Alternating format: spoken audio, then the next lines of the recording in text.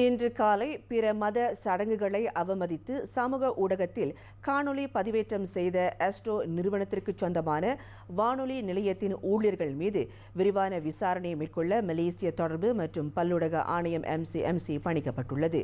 இதுகுறித்து MCMCக்கு முழுமையான விளக்கத்தை அளிக்க ஆஸ்ட்ரோ மற்றும் வானொலி நிலையத்தின் நிர்வாகம் அழைக்கப்படும் என்று தொடர்பு அமைச்சர் ஃபமி ஃபட்சில் கூறினார்.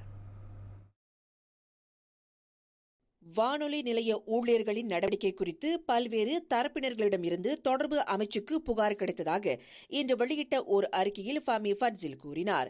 தைப்பூசத்தை அவமதிக்கும் வகையில் ஆஸ்ட்ரோ நிறுவனத்திற்கு சொந்தமான வானொலி தொகுப்பாளர்களின் காணொலி ஒன்று சமூக ஊடகங்களில் பரவலாக பகிரப்பட்டு வருகின்றது. எனினும் நாட்டின் மத உணர்வை இழிவுபடுத்தும் வகையில் காணொலி பதிவை வெளியிட்ட 3 வானொலி தொகுப்பாளர்களும் மன்னிப்பு கோரியுள்ளனர்.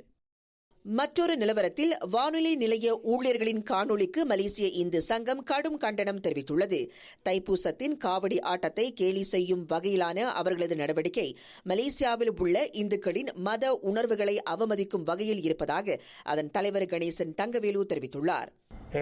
வானொலி நிலையத்தின் பணியாளர்கள் செய்வதானது மிகவும் வருத்தம் அளிக்கக்கூடிய செயலாக இருக்கின்றது. குறிப்பாக நாம் கொண்டாடும் தைப்பூச விழாவினை சித்தரித்து காவடி ஆட்டம் ஆடுவது போல பாவனை செய்து வேல்வேல் என்று நமது சமயத்தின் தொன்மையை சிறுமைப்படுத்துவது நாம் ஒருபோதும் ஏற்றுக்கொள்ள முடியாது. இந்நாட்டில் ஒவ்வொரு சமயத்தினருக்கும் வெவ்வேறு வகையான தாத்பரியங்கள் உண்டு. அதை அனைவரும் மதித்து நடக்க வேண்டும்.